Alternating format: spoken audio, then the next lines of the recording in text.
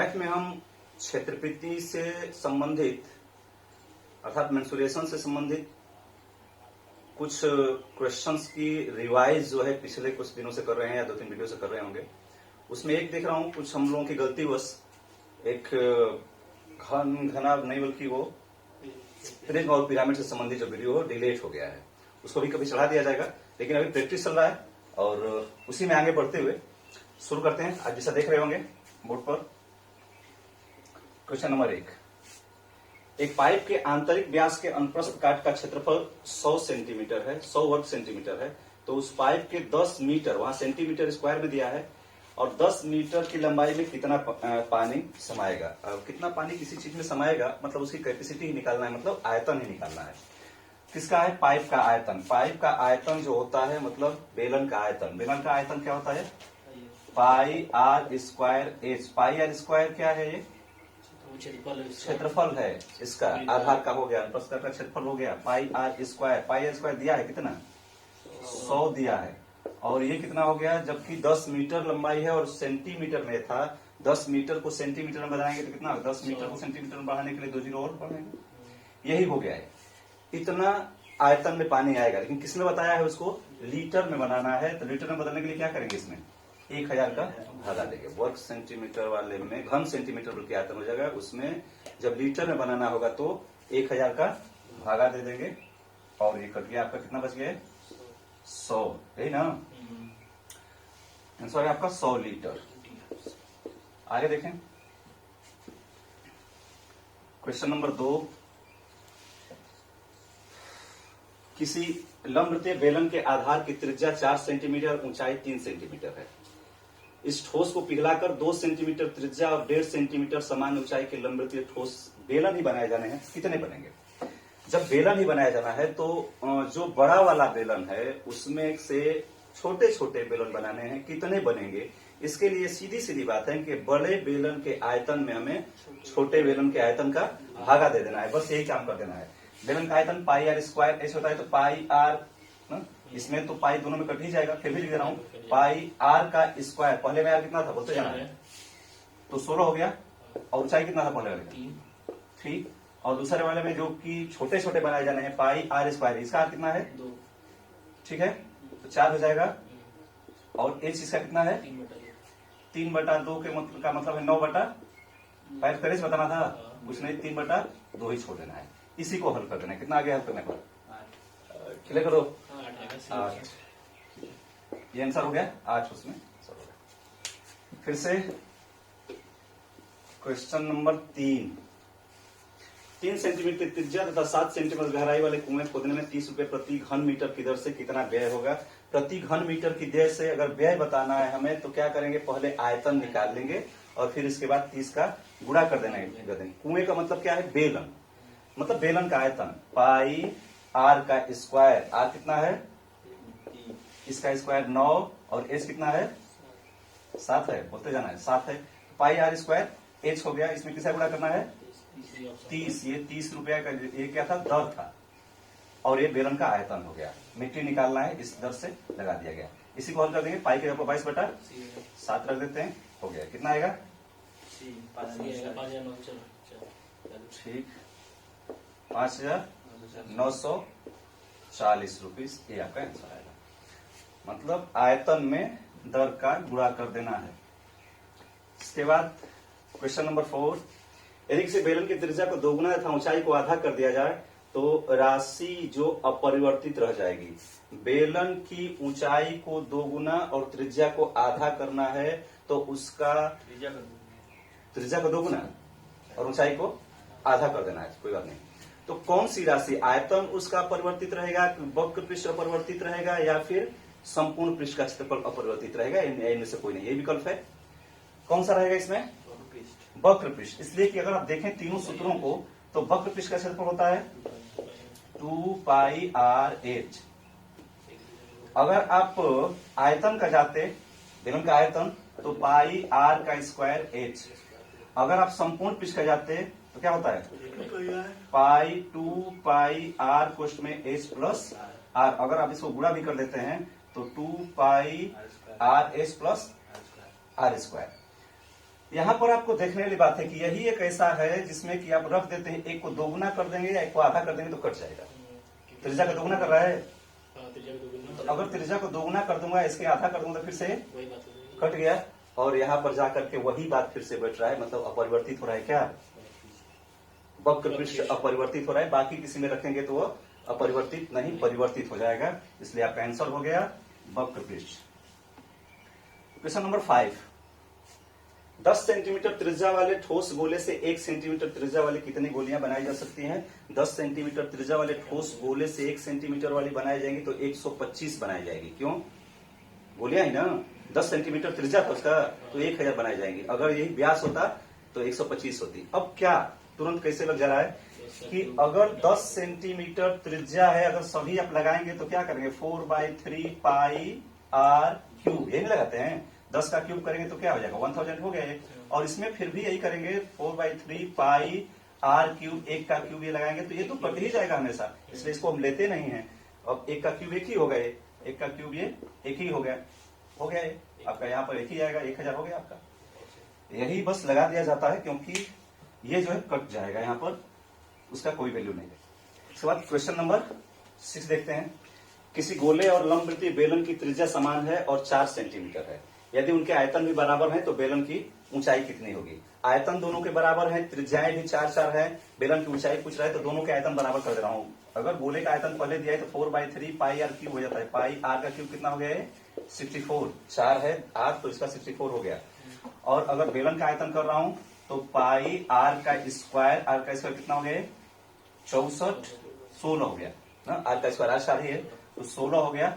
और एच यही निकाल देना है। अगर आप एच निकाल दे रहे हैं, पाई से पाई कट ही जा रहा है, ये हो गया 4, मतलब 16/3 एच का मान है। अगर हम खोजते हैं तो 16/3 कहीं नहीं है, 4/3 आर दिया है। जैसे कैसे हो सकता है कि 4 और आर के जगह पर यहाँ पर 4, 4×4/3 है, इक्वल टू एच है। तो ये वही तो बात है, यहीं पर आप छोड़ देते, सिर्फ आर आर रखे होते हम लोग तो बेहद आसानी से हो गया होता। इसका मान नहीं हम लोग रखे होते तो आसानी से हो गया। तो क्यों? क्योंकि आर दोनों क्या था? बराबर था, इसलिए कोई रखने की जरूरत नहीं थी। यहाँ वही बात हो गया, 4 × R/3 बराबर एच हो गया। यही बात है, 4/3 आर। विकल्प नंबर बी सही था। और यहाँ हम लोग अगर नहीं रखते, इसका मान सिर्फ आर और आर रखते तो बेहद आसानी से हो जाता। आगे देखते हैं क्वेश्चन नंबर 7। गोले का संपूर्ण पृष्ठ निम्न से क्या होता है? बस सूत्र आपको याद करना है, क्या होता है? 4 पाई आर स्क्वायर। विकल्प नंबर डी सही है। इसके बाद क्वेश्चन नंबर 8 देखते हैं। 12 सेंटीमीटर लंबी भुजा वाले घन से जिसमें बड़े से बड़े शंकु काटा जा सकता है उसका आयतन क्या होगा? 12 सेंटीमीटर, एक बार मैं बना करके इसको देखता हूं कि नहीं। ऐसे अगर इसमें से 12 सेंटीमीटर लंबी इसकी घन है, ये 12 है, तो सब कुछ इसमें 12 है, ये भी 12 है, ऊंचाई भी 12 है। इसमें अगर क्या काटना है आपको? शंकु। अगर इसी ऊंचाई का आपको अगर शंकु इसमें काटना है तो हम समझ सकते हैं कि जो शंकु बनेगी उसकी त्रिज्या क्या होगा ना, इसलिए इसका आर बराबर 6 हो गया, क्योंकि इसका आधा है, 12 का आधा 6 हो गया। और ऊंचाई कितनी आई? ऊंचाई 12 आई, तो आर 6 हो गया और एच 12 हो गया, किसका? बने हुए शंकु का। और पूछ क्या रहा है? शंकु का आयतन ही ना, तो शंकु का आयतन आपका हो गया 1/3 पाई आर स्क्वायर एच, यही ना। आर का स्क्वायर 36 और एच है 12। आंसर हो गया आपका, कितना आ गया? 144 पाई, 144 पाई हो गया, आपका आंसर हो गया। जिसे कहा था वैसे रख देना है। आगे देखते हैं क्वेश्चन नंबर 9। लकड़ी के एक लंबवृत्तीय शंकु की ऊंचाई 15 सेंटीमीटर, आधार की त्रिज्या 6 सेंटीमीटर है। शंकु को इतना काटा जाता है कि उसी ऊंचाई तथा समबाहु त्रिभुजी आधार का पिरामिड बन जाता है। तो शंकु और पिरामिड के आयतनों का अनुपात चाहिए। शंकु जो बन रहा है इसमें ऊंचाई दोनों का यही हो गया 15 सेंटीमीटर, 15 है, त्रिज्या 6 और दोनों का एक ही है तो कुछ 15 एच हो गया, यहाँ पर लिख लूंगा, और त्रिज्या 6 है। शंकु का आयतन संबंधी हमें पिरामिड का आयतन चाहिए। तो 1/3 1/3 तो दोनों में होता है, यहाँ लिख भी दे रहा हूं। 1/3 पाई आर का स्क्वायर मतलब 36 और एच, ये हो गया इसका, ठीक। और अगर आपको पिरामिड का चाहिए तो उसका भी होता है 1/3 आधार का क्षेत्रफल गुणे ऊंचाई। अगर उसका आधार का क्षेत्रफल गुणे ऊंचाई होता है तो आधार का क्षेत्रफल कैसे निकालेंगे? आधार कैसा है? समत्रिभुजाकार है। तो समत्रिभुजाकार है तो त्रिभुज का क्षेत्रफल निकालना है। जो त्रिभुज बनेगा उसका क्षेत्रफल निकालने के लिए आपको भुजा चाहिए। तो कैसा होगा? ये जो आपको शंकु का आधार है वो वृत्ताकार है, उसी में से हमें निकालना है एक समत्रिभुज। तो समबाहु त्रिभुज निकालना है इसी में से, तो इसका हम समबाहु त्रिभुज निकाल रहे हैं। इसके लिए मान लीजिए ए बी सी त्रिभुज कर दिया और इसकी ये ऊंचाई है, लेकिन ये त्रिज्या है, मान लीजिए कि ये ओ है, तो ये तो आपको मालूम है, ये हमें मालूम है कितना है? 6। ये हमें मालूम है 6 है, इसकी त्रिज्या ही ना है, ये वृत्त की त्रिज्या है, वृत्त की त्रिज्या है 6 हो गया। अब हमें अगर ए बी मान लीजिए कि ये डी हो गया कुछ भी, तो अगर ए डी मालूम होता तो पूरा मालूम हो जाता, दूना हो जाता है। इसके लिए हम इसमें ए डी बटा ए ओ लिखते हैं, जब मतलब आधार बटा में कोण। अगर लिखते हैं ए ओ लिख देंगे तो बराबर साइन 60 अंश लिखा है। सही है ना? ये मिला ना? साइन 60 अंश होना चाहिए। तो यहाँ ए डी और ए ओ आपको एक पता है इसमें, कौन सा? ए ओ पता है 6। ठीक, तो a d upon 6 equal to √3/2 होता है। 3 हो गया, या हो गया ए डी इक्वल टू 3 है ना? 3√3 हो गया। मतलब ये अगर 3√3 हो गया, 3√3 ये हो गया, तो दूना ए बी बराबर क्या हो जाएगा? 6√3। इसलिए यहाँ पर ए बी बराबर इसका दूना हो जाएगा 2 × 3√3। कितना हो गया ये? 6√3। तो समबाहु त्रिभुज की भुजा हो गई आपकी 6√3। अब इसमें क्या आपको लगाना है? यहाँ पर समबाहु त्रिभुज का क्षेत्रफल गुणे ऊंचाई, आधार का क्षेत्रफल गुणे ऊंचाई। तो समबाहु त्रिभुज का जो क्षेत्रफल होगा, जिसकी भुजा 6√3 है, तो आधार का क्षेत्रफल रूट में 3/4 इंटू इसका क्षेत्रफल होता है ना, पहले 3/4 भुजा का स्क्वायर, इसका स्क्वायर करेंगे तो ये 36 गुणे 3 आ गए, हो गए, और गुणे h ये भी हो गया। आपका इससे कोई मतलब नहीं है। ये दोनों का आयतन हो गया, इसका आयतन था, इसका आयतन था, आपने कटा दिया, दोनों का मान निकाल लेंगे। आंसर क्या आएगा उसको बताएंगे, कटा करके बताएं आप। कितना आएगा? 4π/3/3 ये आपका आंसर आएगा, इसको कटा सकते हैं आप। तो ये रहा शंकु बने शंकु तथा पिरामिड के आयतनों का अनुपात। आगे देखते हैं क्वेश्चन नंबर 10। दो समवृत्ताकार शंकु x और y हैं। शंकु हैं x और y, और इस प्रकार है कि x का अर्धव्यास y के अर्धव्यास का 3 गुना है। अगर ये 3 है तो ये 1 है, और तथा y का आयतन x के आयतन का 1/3 है। अगर y का आयतन x के आयतन का 1/3 है तो फिर भी वही है, ये 3 है तो 1 है, क्योंकि y का आयतन x के आयतन का 1/3 है। तो 3 गुना कौन हुआ? x हुआ, ये हो गया। इसके बाद पूछ रहा है कि x और y की ऊंचाई में क्या अनुपात है, दोनों की ऊंचाइयों में अनुपात पूछ रहा है। समूह का आयतन 1/3 पाई, ये तीनों में होता है r² h से आपका मतलब है वो तो दोनों कट ही जाएगा।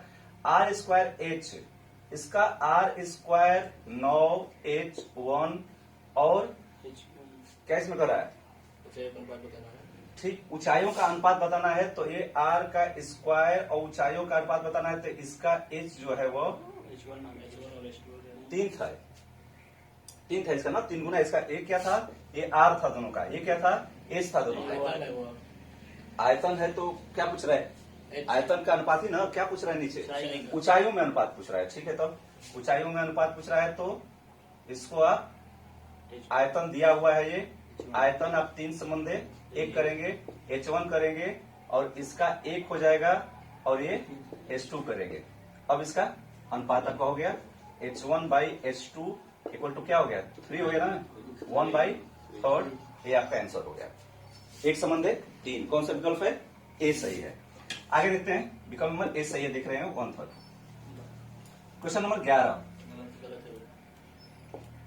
क्वेश्चन नंबर 11 और 12 ये दोनों मिसप्रिंट है, छोड़ दे रहे हैं उसको। क्वेश्चन नंबर 13, एक गोले की त्रिज्या 3 सेंटीमीटर है, उसका आयतन क्या होगा? गोले का त्रिज्या होता है 4/3 पाई आर क्यूब, बस उसी को बता देना है। 4/3 पाई आर का क्यूब अगर 3 है तो उसका 27 हो गया। कितना हो गया ये? 936 पाई। ठीक है, आगे देखते हैं क्वेश्चन नंबर 14, किसी लंबवृत्तीय बेलन की त्रिज्या 25% घटा दिया जाए और ऊंचाई को 25% बढ़ा दिया जाए तो वक्र पृष्ठ के क्षेत्रफल के लिए कौन सा सही होगा? क्षेत्रफल घटेगा कि बढ़ेगा कि स्थिर रहेगा? कोई नहीं होगा, निश्चित रूप से घटेगा। इसका क्षेत्रफल घटेगा। और कितना घटेगा? x स्क्वायर बटा में 100 अगर बराबर बढ़ रहा है घट रहा है तो मतलब 25 का स्क्वायर बटा में 100 6.25 घटेगा। लेकिन फिर से देख लेते हैं इसको। बेलन की त्रिज्या 25% घटा देते हैं, ऊंचाई को 25% बढ़ा देते हैं। मान लीजिए बेलन की त्रिज्या और ऊंचाई दोनों 4 और 4 था। क्वेश्चन नंबर 14 25 घटाने बढ़ाने में क्वेश्चन नंबर 14 था। 4 से क्यों मारा हूं? 25% घटाने बढ़ाने में अच्छा रहेगा। ऐसे कुछ भी आप मान सकते हैं, XYZ कुछ भी। तो कह रहा है कि इसको 25% घटा दिया गया है, एक त्रिज्या को 25% ऊंचाई को बढ़ा दिया गया है। जब इसका तो 1/, में क्या पूछा था? क्षेत्रफल। क्षेत्रफल क्या होता है बेलन का? 2 पाई आर एच। 2 पाई दोनों में रहेगा इसलिए कट जाएगा। 2 पाई लिखने की कोई जरूरत नहीं है, कट जाएगा। यहाँ लिखने की कोई जरूरत नहीं थी। आर और एच, इसका आर 4 है और इसका एच जो है 4 है। अगर इसको 25% घटाएंगे तो ये 3 हो जाएगा और इसको 25% बढ़ाएंगे तो कितना हो जाएगा? 5 हो जाएगा। 5 तिहाई 15 हो गया। 16 की जगह क्या हो गया? 16 की जगह ये 15 हो गया। 16 पर 1 कम हो गया। 16 पर 1 कम हो गया। कितना कम हुआ? 6.25 कम हो गया। तो ऐसे भी समझ में आ जा रहा है। और ये तो लिखा ही न करें, कभी भी इसको मत न लिखें आप, जो बच रहा है उसी को लिखना है। क्वेश्चन नंबर 15, एक शंकु 8.4 सेंटीमीटर ऊंचा है और इसके आधार की त्रिज्या 2.1 सेंटीमीटर है। इसे पिघला करके गोले के रूप में ढाला गया तो गोले की त्रिज्या कितनी होगी? इसको देखना है। क्वेश्चन नंबर 15 है, गोले की त्रिज्या कितनी होगी? शंकु को ढाल करके गोला बनाया गया, मतलब गोला और शंकु का आयतन दोनों का बराबर है, उसी को देख लेना है। गोले का आयतन 4/3 पाई आर क्यूब, तो इसका त्रिज्या हो गया ना। गोले कितना दिया है? गोले की त्रिज्या क्या होगी? यही पूछ रहा है, यही पूछ रहा है। ठीक, गोले की त्रिज्या क्या होगी? 4/3 पाई आर क्यूब बराबर यहाँ पर क्या है? शंकु का आयतन 1/3 पाई आर स्क्वायर एच, ये होता है ना। आर कितना दिया है? 2.1 है। तो आर का स्क्वायर अगर करेंगे तो कितना हो जाएगा? 21 का वर्ग होता है 441। तो 2 से 1 का वर्ग करेंगे तो 4.41। दोनों का दसवां कर देंगे। 1/3 पाई आर स्क्वायर एच कितना दिया है? 8.4। यही आपका आंसर हो गया। इसी को आप हल कर जाएंगे, हो जा रहा है। कितना आ जा रहा है? आर का मान 2.1, यही पूछ ही रहा था। ठीक है, ऐसे तो वो भी समझ में आ रहा था। सही बात है कि वहां समझ आ जाता तो हो जाता है। ठीक है, आंसर सही है। क्वेश्चन नंबर 16 आप देखना है अगला। एक ठोस गेंद जिसका व्यास 8 सेंटीमीटर है, 8 किलोग्राम वजन का है। एक गोल पिंड के छिलके का क्या वजन होगा जिसका भीतरी तथा बाहरी व्यास क्रमशः 16 और 20 है? तो उसका आर और आर कहूंगा यहाँ तो 10 और 8 हो जाएगा। मतलब जिसका, इसको रख ले रहा हूं इसलिए कि वो समझ रहे हैं, नहीं तो आगे मैं समझा दे रहा हूं उसका। जैसे कह रहा है कि एक गेंद जिसका व्यास 8 सेंटीमीटर है तो 8 किलोग्राम वजन का है। तो गेंद मतलब गोला 4/3 पाई, ये उसमें भी रहेगा और जो अगला आपका देख रहे हैं उसमें भी रहेगा, इसलिए इसको लिखना कोई जरूरी नहीं है। 4/3 आर स्क्वायर आर क्यूब है। आर क्यूब मतलब कितना हो जाएगा? जब 8 व्यास है तो आर क्या आएगा? 4 हो जाएगा। 4 का क्यूब कितना हो जाएगा? 64। तो यहाँ पर फिर से मैं 4/3 पाई लिखूंगा तो ये कटेगा, इसलिए इसको छोड़ दे रहा हूँ। इसको छोड़ दे रहा हूँ। 64 का, अगर 64 इसका आयतन मान लेता हूं कि है तो कितना केजी का है? 8 केजी का है। तो क्लियर हो गया ना ये कटेगा ही, बाद में लिखना कोई जरूरी नहीं है, लिख दिया हूं संकेत के लिए। अगर 64 उसका घन आयतन हो रहा है तो उसका वजन 8 केजी है। अब इसका देखते हैं कितना घन हो जाएगा। अब ये क्या बनेगा? इसे एक गेंद हो और खोखली हो, आप समझ पा रहे होंगे। एक गेंद हो, खोखली हो, इस तरह से बीच में खोखली हो, जिसका की अंदर की त्रिज्या जो है वो क्या है? 8 है और बाहर वाली त्रिज्या जो है क्या है? 10 है। तो हम 4 है, 5। ठीक है, तो 4 है तो ये 5 हो गया। आधे है, आधे दोनों का ना। कितना कितना दिया था? सही है। ये 20 दिया था, ये 16 दिया था, तो ये सही है। ये 8 है और ये 10 है। अब आपको क्या करना होता है? अगर खोखले गोले का निकालना होता है तो क्या करते हैं आप? बाहर वाले में से छोटे वाले का अब घटा देते हैं, तो ये भी क्या हो जाता है 4/3 पाई आर क्यूब, मान ली कैपिटल आर है, आर क्यूब में से आप 4/3 पाई आर क्यूब आप घटा देते हैं तो 4/3 यहाँ पर कॉमन हो जाएगा, 4/3 पाई जो कि जाकर के यहाँ कट जाएगा। क्या बच रहा है r cube minus r cube बच रहा है। अगर इस पर आप हल करते हैं r cube minus r cube को तो क्या आएगा 10 का क्यूब माइनस 8 का क्यूब, 10 का क्यूब हो गया 1000, 8 का क्यूब हो गया 512। अगर इसको आप हल कर जाते हैं तो कितना आ जाएगा 488। ये यहाँ पर सवाल आपका है, इसको यहाँ पर रख देना है। मतलब इसका तो आयतन कितना आ गया, कितना आ गया 488 घन इसका आयतन हो गया।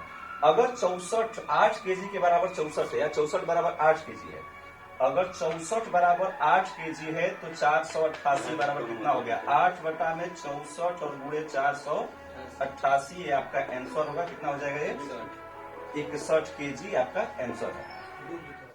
देख रहे हैं आप बोर्ड पर। यदि किसी लंबवृत्तीय शंकु की ऊंचाई को अपरिवर्तित रखते हुए आधार की त्रिज्या अधिक कर दिया जाए तो मूल शंकु के आयतन तथा इस लघुकृत शंकु के आयतन का अनुपात क्या होगा। और किसी शंकु की ऊंचाई को अपरिवर्तित रखते हुए त्रिज्या को आधा कर दिया जाए, आयतन का परिवर्तन कर रहा है कि आयतन में क्या ऊंचाई को आधा करते हुए, मान लीजिए शंकु की ऊंचाई 4 ही थी तो आधा कर देंगे तो क्या हो जाएगा 2 हो जाएगा। तो शंकु की ऊंचाई पाई आर स्क्वायर एच होता है अपरिवर्तित रखते हुए, ठीक है ठीक है। आर और एच दोनों मान लीजिए कि 2 और 1 था, या दोनों कुछ भी मान सकते हैं, जो भी माने वहां पर कोई दिक्कत नहीं है। बस यही निकाले कि अगर शंकु के आयतन को ही देखना है तो एक 1/3 क्या होता है पाई आर स्क्वायर एच होता है। जो भी आप माने वो इसमें कोई बात नहीं है, यहाँ एक्स वाई जेड 1 2 3 4 कुछ भी माने, आर स्क्वायर एच लगाते यार तो 2 का स्क्वायर 4 हो जाता और एच क्या होता 1। ऊंचाई को अपरिवर्तित रखते हुए और इसको क्या कर देना है आर को आधा कर देना, तो फिर से आर स्क्वायर मतलब अब 1 हो जाएगा, 1 का स्क्वायर क्या आएगा 1 ही आ जाएगा और एच का हो गया 1 ही हो गया, तो क्या हो गया 4/1 हो गया। अब कौन पहले पूछ रहा है इसको जरूर देख लेना है। तथा इस लघुकृत शंकु के आयतन का अनुपात, मतलब मूल शंकु और लघुकृत शंकु के आयतन का अनुपात क्या होता सही है, यही हो गया क्योंकि मूल वाला ऊपर था, 4 संबंध 1 हो गया। जैसे भी आप निकालेंगे आएगा यही।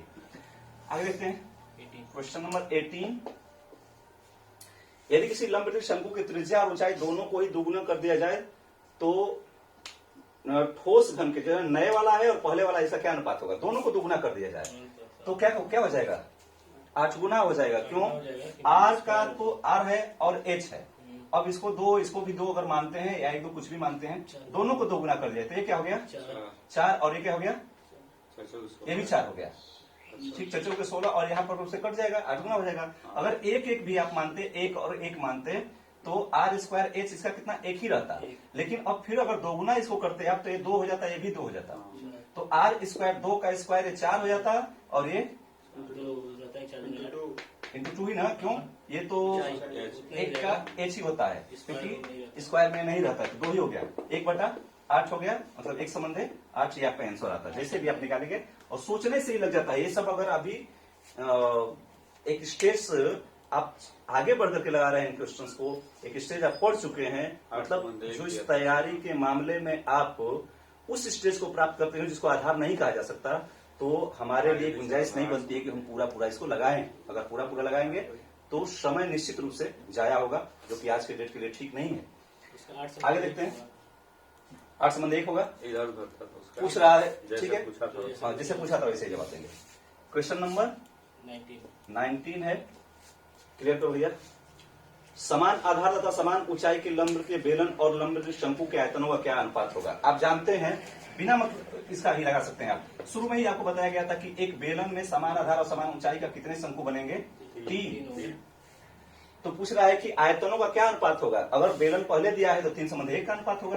बेलन का आयतन इसमें शंकु के आयतन में कितना गुना है 3 गुना है। क्या पूछ रहा है, समान आयतन समान ऊंचाई के लंबवृत्तीय बेलन और शंकु के आयतनों का अनुपात बताइए, तो क्लियर हो गया 3 संबंध 1।